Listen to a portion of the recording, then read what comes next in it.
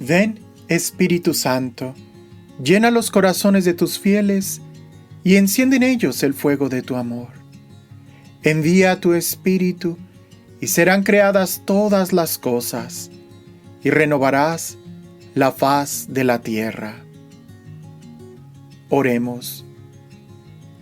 Oh Dios, que has instruido los corazones de tus fieles con luz del Espíritu Santo, concédenos que sintamos rectamente con el mismo Espíritu y gocemos siempre de su divino consuelo. Por Jesucristo nuestro Señor. Amén. Número 1854 del Catecismo de la Iglesia Católica. La gravedad del pecado, pecado mortal y venial. Conviene valorar los pecados según su gravedad. La distinción entre pecado mortal y venial, perceptible ya en la Escritura, se ha impuesto en la tradición de la Iglesia. La experiencia de los hombres lo corrobora. El pecado mortal destruye la caridad en el corazón del hombre por una infracción grave de la ley de Dios. Aparta al hombre de Dios, que es su fin último y su bienaventuranza, prefiriendo un bien inferior. El pecado venial deja subsistir la caridad, aunque la ofende y la hiere. El pecado mortal, que ataca en nosotros el principio vital que es la caridad, necesita una nueva iniciativa de la misericordia de Dios y una conversión del corazón que se realiza ordinariamente en el marco del sacramento de la reconciliación. Cuando la voluntad se dirige a una cosa de suyo contraria a la caridad, por la que estamos ordenados al fin último, el pecado, por su objeto mismo, tiene causa para ser mortal, sea contra el amor de Dios, como la blasfemia, el perjurio, etc., o contra el amor del prójimo, como el homicidio, el adulterio, etc. En cambio, cuando la voluntad del pecador se dirige a veces a una cosa que contiene en sí un desorden, pero que sin embargo no es contraria al amor de Dios y del prójimo, como una palabra ociosa, una risa superflua, etc., tales pecados son veniales. Para que un pecado sea mortal, se requieren tres condiciones. Es pecado mortal lo que tiene como objeto una materia grave y que, además, es cometido con pleno conocimiento y deliberado consentimiento. La materia grave es precisada por los 10 mandamientos según la respuesta de Jesús al joven rico. No mates, no cometas adulterio, no robes, no levantes testimonio falso, no seas injusto, honra a tu padre y a tu madre. La gravedad de los pecados es mayor o menor. Un asesinato es más grave que un robo. La cualidad de las personas lesionadas cuenta también.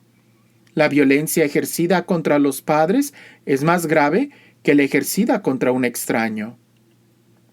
El pecado mortal requiere plena conciencia y entero consentimiento. Presupone el conocimiento del carácter pecaminoso del acto, de su oposición a la ley de Dios. Implica también un consentimiento suficientemente deliberado para hacer una elección personal. La ignorancia afectada y el endurecimiento del corazón no disminuyen, sino aumentan el carácter voluntario del pecado. La ignorancia involuntaria puede disminuir, sin no excusar, la imputabilidad de una falta grave, pero se supone que nadie ignora los principios de la ley moral, que están inscritos en la conciencia de todo hombre. Los impulsos de la sensibilidad, Las pasiones pueden igualmente reducir el carácter voluntario y libre de la falta, lo mismo que las presiones exteriores o los trastornos patológicos. El pecado más grave es el que se comete por malicia, por elección deliberada del mal. El pecado mortal es una posibilidad radical de la libertad humana, como lo es también el amor.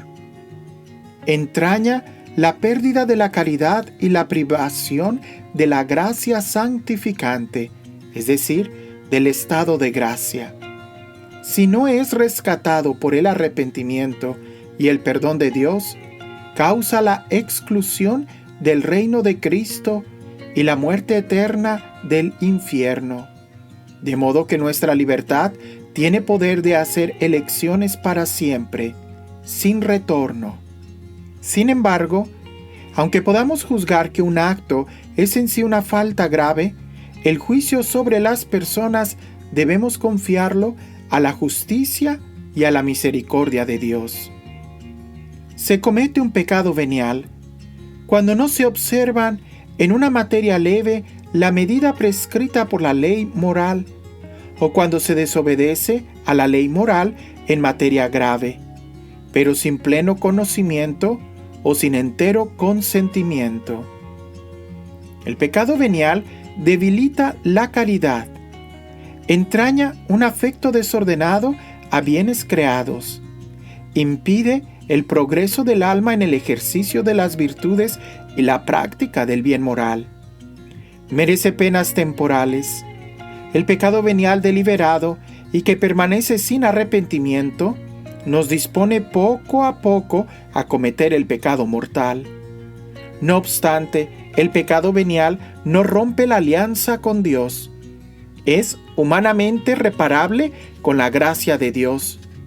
No priva de la gracia santificante, de la amistad con Dios, de la caridad, ni, por tanto, de la bienaventuranza eterna. El hombre, mientras permanece en la carne, no puede evitar todo pecado, al menos los pecados leves. Pero estos pecados que llamamos leves, no los consideres poca cosa. Si los tienes por tales cuando los pesas, tiembla cuando los cuentas. Muchos objetos pequeños hacen una gran masa. Muchas gotas de agua llenan un río. Muchos granos hacen un montón. ¿Cuál es entonces nuestra esperanza? Ante todo, la confesión. Todo pecado y blasfemia será perdonado a los hombres, pero la blasfemia contra el Espíritu no será perdonada. No hay límites a la misericordia de Dios, pero quien se niega deliberadamente a acoger la misericordia de Dios mediante el arrepentimiento, rechaza el perdón de sus pecados y la salvación ofrecida por el Espíritu Santo. Semejante endurecimiento puede conducir a la condenación final y a la perdición eterna.